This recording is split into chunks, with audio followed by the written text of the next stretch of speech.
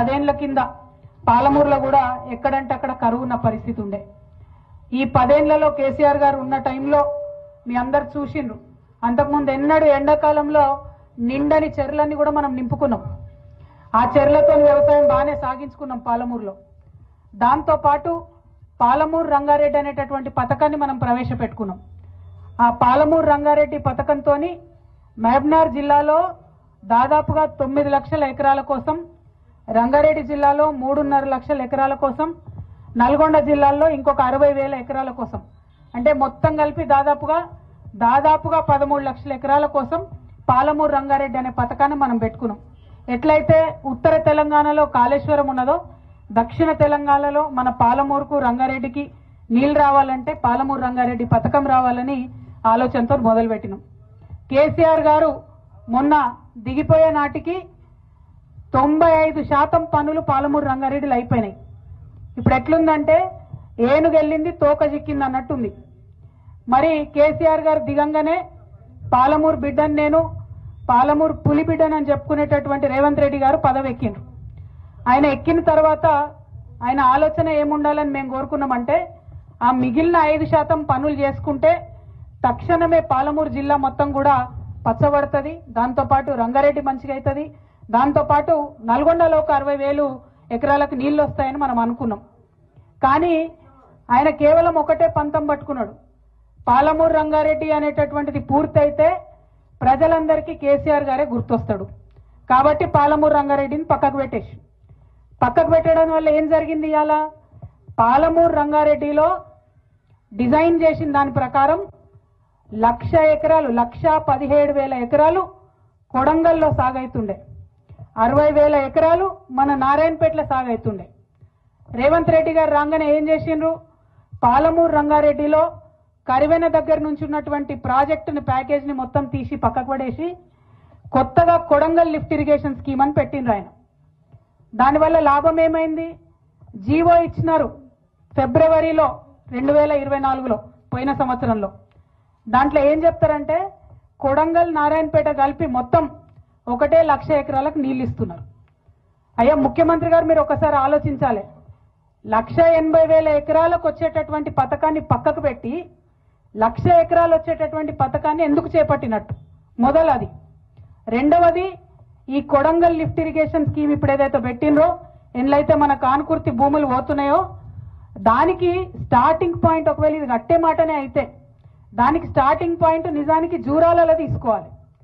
జూరాలలో తీసుకుంటే ఏమవుతుందంటే సంవత్సరం పొడవుతా జూరాలలో 30 నుండి 40 రోజులు మంచిగా వరద వారుతుంది. అందులోకెళ్ళి నీళ్లు తీసి చిన్న చిన్న రిజర్వాయర్లు కట్టుకొని వాటిని దాచిపెట్టుకుంటే సంవత్సరం పొడుగుతా మన రైతులకు లాభం అవుతుంది. కానీ ముఖ్యమంత్రి గారు మేమందరం నెత్తి నోరు కొట్టుకొని మొత్తుకున్నా కూడా కరివెన ప్రాజెక్టు తీసి పక్కకు పెట్టి జూరాల నుండి కాకుండా ఈ భీమాలో బూత్పూర్ కాడికెళ్ళి దీనికి లింక్ పెట్టింది. బూత్పూర్ కాడికెళ్ళి లింక్ పెట్టుడుతో ఏమైంది? ఇప్పుడు అసలు ఆ భీమాలోనే చక్కగా నీళ్ళు రావు, నిండా నీళ్ళు రావు, ఇంకా దానికి కొంత పని బాకీ ఉన్నది. ఇప్పుడు ఆ భీమాలకెళ్ళి 4 TMCలు కొడంగల్ లిఫ్ట్ ఇరిగేషన్ స్కీమ్ తీసుకుంటే మక్తలు కూడా ఎండేటటువంటి పరిస్థితి వస్తుంది. పూర్వంగా మక్తలకు నీళ్లు రావు. ఇప్పుడు ఈయన పెట్టిన దాంట్లో కాలువలు తీయకుండా ఏం చేసిండ్రు? పైపులు వేసిండ్రు. భీమా కాడ నీళ్ళెత్తి పైపుతోని చక్కగా కొడంగల్లో నీళ్లు పోయాలి. మధ్యలో ఉన్న నారాయణపేట పోతుంది, దామర్గిద్ద పోతుంది, ఊట్కూరు పోతుంది, ఎవరికి ఒక సుక్క కూడా నీళ్ళు వచ్చేటటువంటి పరిస్థితి లేదు. కేసీఆర్ గారు కాళేశ్వరంలో కూడా పైపుతో ఇరిగేషన్ చేసిండ్రు. మా నిజామాబాద్ జిల్లాలో కూడా ఆ ప్యాకేజ్ ఉన్నది. మల్లన్న సాగర్ నుంచి హైదరాబాద్కు నీళ్లు తీసుకొచ్చేటటువంటి ప్రాజెక్టులో కూడా మొత్తం తొవ్వంటి అన్ని ఊర్లకు నీళ్లు ఇచ్చేటట్టు ఆనాడు కేసీఆర్ గారు ప్రయత్నం చేసిండ్రు. ఇప్పుడు రేవంత్ రెడ్డి గారేమో పైప్ల నీళ్లు తీసుకుపోతాం కానీ మధ్యలో ఎవరికి నీళ్ళు ఇవ్వమని చెప్తున్నారు. ఎందుకోసం ఇవ్వలేరు అంటే ఈయన కనెక్టింగ్ పాయింట్ బూత్పూర్లో పెట్టుకున్నారు, అక్కడ నీళ్లే లేవు. నీళ్లు లేవు కాబట్టి మధ్యలో ఎక్కడ ఇయ్యం, కొడంగల్ తీసుకుపోయి డైరెక్ట్ ఇస్తామంటున్నారు.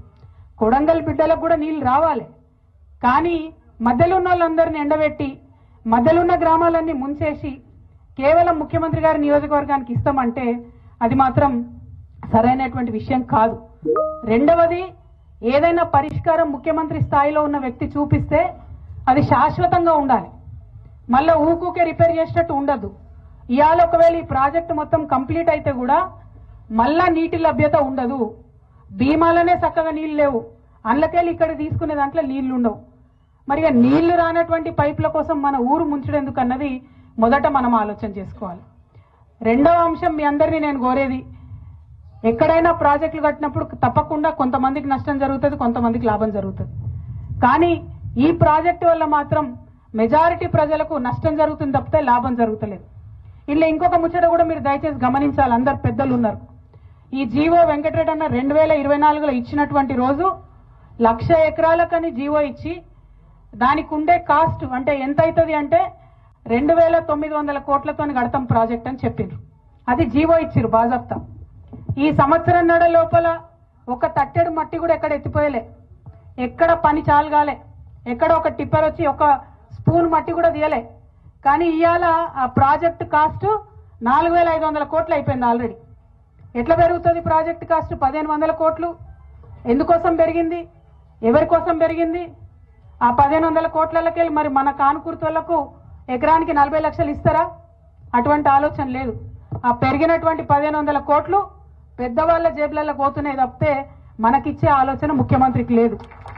ఎందుకు ఈ మాట చెప్తా ఉన్నా అంటే, ఈ ప్రాజెక్ట్ ఏదైతే కట్టినరో, ఈ పెంచిన 1,500 కోట్లు ఏదైతే ఉన్నదో, ఇద్దరు గుత్తేదారులకు ఇచ్చిండ్రు ఈ ప్రాజెక్టు, ఇద్దరు కాంట్రాక్టర్లకు.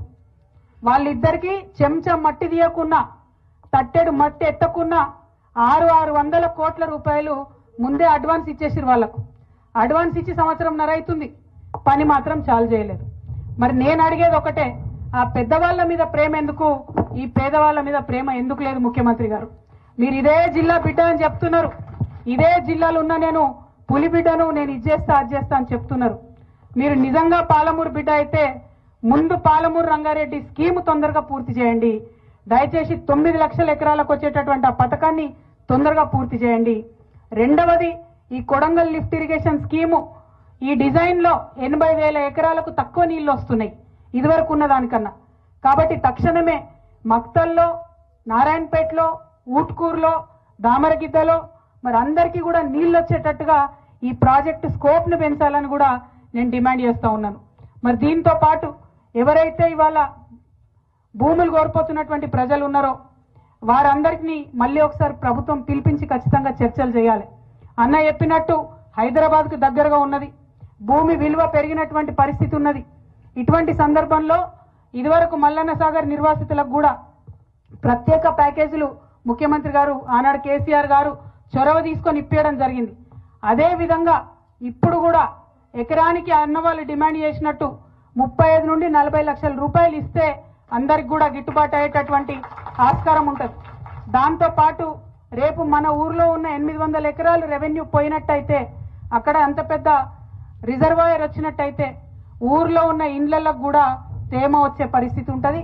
కంప్లీట్ గా రిజర్వాయర్ పక్కన ఉన్నటువంటి ఊర్లు ఎప్పుడైనా కూడా కొంత ఇబ్బంది గురయ్యే ఆస్కారం ఉంటుంది. కాబట్టి మంచి ఇండ్లు కట్టించేటటువంటి R&R కాలనీ కూడా ఇవ్వాలని చెప్పి నేను డిమాండ్ చేస్తా ఉన్నాను. దాంతో పాటు ఇదివరకు పెద్ద ప్రాజెక్టులలో భూములు పోయినప్పుడు ఉద్యోగాలు కూడా ఇవ్వడం జరిగింది. ఈ పిల్లలకు ఇక్కడ ఉండేటటువంటి ఇంటికి ఒక ఉద్యోగం, ఏ రైతు అయితే భూమి కోల్పోతాడో, మరి భూమి లేనటువంటి రైతులు ఎవరైతే వాళ్ళ ఇండ్లు కోల్పోతున్నారో వాళ్ళకు కూడా ఖచ్చితంగా ఉద్యోగం ఇవ్వాలని చెప్పి, ఇంటికి ఒక ఉద్యోగం ఇవ్వాలని చెప్పి నేను డిమాండ్ చేస్తా ఉన్నాను.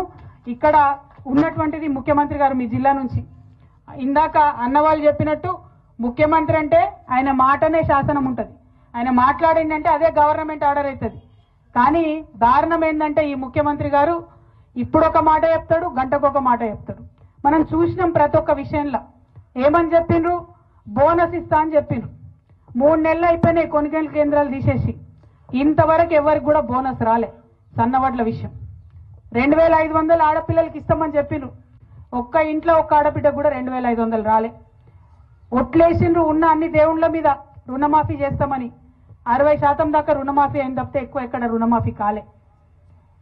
అన్ని అంశాలు ఎందుకు చెప్తా ఉన్నా అంటే, ఇది కేవలం బీఆర్ఎస్ సభ కాదు, నాకు తెలుసు అన్ని పార్టీల వాళ్ళం ఇక్కడ ఉన్నాం. కానీ ఒక వ్యక్తి, ఆయన వ్యక్తిత్వం, దాని మీద కూడా చర్చ జరగాలి. నారాయణపేటకు వచ్చి ఇక్కడ 20 లక్షలు ఇస్తా అని చెప్పిపోతే ముఖ్యమంత్రి గారు, ఆఫీసర్కి ఎంత దమ్ము ఉండాలి 14 లక్షలకు ఇచ్చేది? నిన్న మొన్న నోటీసులు వచ్చినాయి కదా మనందరికీ 14 లక్షలు తీసుకుంటామని. మరి ముఖ్యమంత్రి ఒక మాట, ఆఫీసర్ ఒక మాట చెప్తాడా? అంటే ముఖ్యమంత్రికి విలువ ఉన్నట్టా లేదా? ఒక్క మాట ఆలోచన చేయాలి. ముఖ్యమంత్రి గారు బాధ్యతాయుతమైన పదవిలో ఉన్నవారు వారు ఇచ్చినటువంటి మాట సంపూర్ణంగా నిలబెట్టుకోవాలని నేను కోరుతున్నాను. 20 లక్షలు కూడా హైదరాబాద్కి దగ్గర ఉన్నది కాబట్టి ఇక్కడ విలువ తక్కువ కాబట్టి అందరినీ కూర్చోబెట్టుకొని మళ్ళొకసారి మీటింగ్ పెట్టి 35 నుండి 40 లక్షల లోపల ధర వచ్చేటట్టుగా భూములకు ఇవ్వాలని చెప్పి నేను గౌరవ ముఖ్యమంత్రి గారిని డిమాండ్ చేస్తున్నా.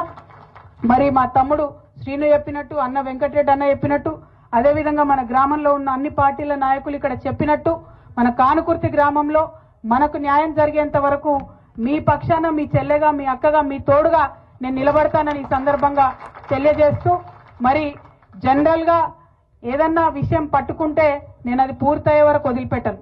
ఇవాళ కానుగుర్తికి వచ్చినామంటే మన సమస్య తీరేంత వరకు, మీ అందరికీ నచ్చేటటువంటి పరిష్కారం దొరికేంత వరకు కూడా వదిలిపెట్టకుండా మీ వెంట ఉంటానని చెప్పి మీ అందరికి కూడా మళ్ళొకసారి తెలియజేస్తూ, మరి గ్రామంలో అక్కడ మొదలు చౌరస్తా దగ్గర నుంచి ఇక్కడి వరకు మంచిగా ఎదుర్కొని డప్పులతోని వాయిద్యాలతోని తీసుకొని వచ్చి మర్యాదపూర్వకంగా తీసుకొని వచ్చినటువంటి మా అక్క చెల్లెలకు, అన్నదమ్ములకు, యువమిత్రులకు అందరికీ కూడా మళ్ళొకసారి ప్రత్యేకంగా